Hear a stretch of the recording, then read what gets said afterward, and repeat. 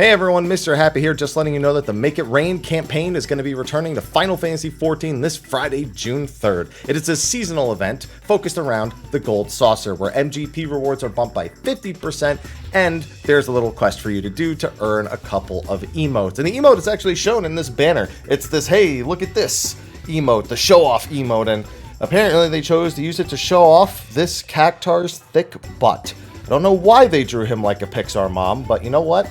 I can dig it. You do you, Cactar. Even if it ends up being Godbert in a Cactar outfit, you know what? Doesn't change a thing.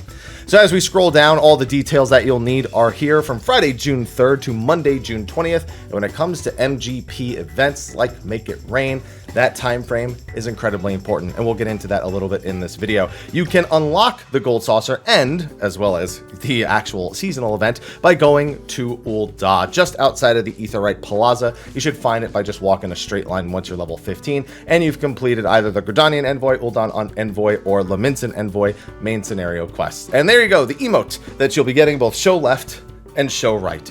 Now, as it says here at the bottom, MGP rewards from the Gold Saucer have been increased by 50% for the duration. On top of that, the Crystal Tower Striker, Monster Tosser Machine, Kuffaker Machine, and a number of other prizes may be purchased at a reduced MGP cost from the campaign attendant. In addition, certain items available during previous iterations can be obtained from the same vendor. Now, this means you have about 2.5 weeks to earn all the MGP you can need for any rewards that you've been putting off because you think it just might take too long. Now, as is customary, we like to go over some of those methods that you can use, as many as I can possibly recommend, to get you as much MGP with as little work as possible and pointing you in the right direction if you want to farm it even after that. So let's do a quick MGP guide for those of you who have never participated in the Make It Rain campaign before. Now, first of all, on top of the 50% bonus you're going to be getting during the actual event time, don't forget to use the free company jackpot action. Any of the 3 tiers will work, or if you do have your squadrons leveled, you can go grab a Squadron Gold Saucer VIP ticket. That is equivalent to a tier 3 FC action, but it only lasts for a couple of hours, so make sure you're using them when you're actually active inside the Gold Saucer. Now, the biggest thing you need to know about if you're looking for easy MGP are weekly activities. These are things you can do once or a couple of times a week in order to earn a massive amount of MGP, even outside of the event. It's upwards of like 200,000. So we're going to start with those, and then we'll move into all of the other things that you can do. First and foremost, the Fashion Report. This is a huge burst of MGP every week. Just glam up, head to the Master Rose, and present for big MGP gains. I personally like to use Kyoko Star's Twitter page, who posts weekly guides and infographics on what to do in order to earn at least 80 points, which is what you need for the maximum MGP rewards.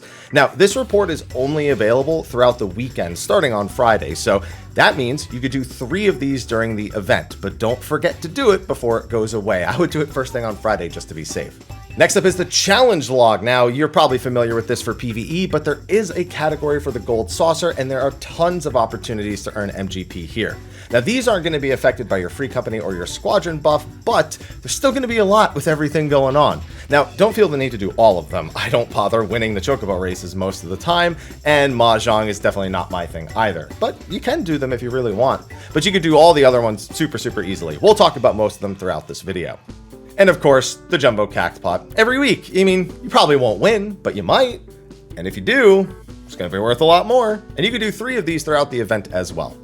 Now, when it comes to daily activities, the only important thing to do is your mini Cactpot every day. Of course, you're going to be aiming for that 1, 2, 3, because with that 50% boost, 15,000 per time you get that is going to be good. But honestly, if you see a 7, 8, or a 9, or something else that looks like it'll pay well and you can guarantee it, you might want to go for that instead of the blind 1, 2, 3 attempt. Now, fortunately, the Gold Saucer has a ton of other activities, most of which you'll have to be doing for those challenge logs anyway. First of all, gates. These are basically fates, but for the Gold Saucer. They occur every 20 minutes, and you need to do them for the challenge log anyway, so you might as well just keep doing them after. You can sometimes earn upwards of 16,000 MGP if you're super lucky, but most of the time you'll earn an average of 4,000 to 5,000 per gate, plus the 50% means this adds up super quick. Now, of course, you have the triple Triad minigame. Just play matches against some easy opponents for easy MGP. Sell any excess cards you get as well, as long as you don't actually need to add them to your collection.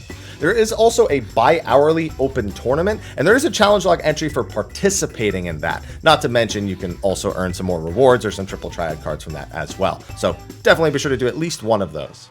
Now, also scattered all around the Gold Saucer are the basic mini games, you know, the basketball shots and, you know, all the basic stuff. But what I like to do are the mining and the botany mini games. I like to just head over to Minion Square and start spamming those. They pay out pretty well when you get good at them, and you need to do some for your challenge logs anyway. Honestly, between gates, if you're looking for something easy, these are probably going to be some pretty popular options. Now, Lords of Verminion, don't laugh, because it's actually worth so much easy MGP.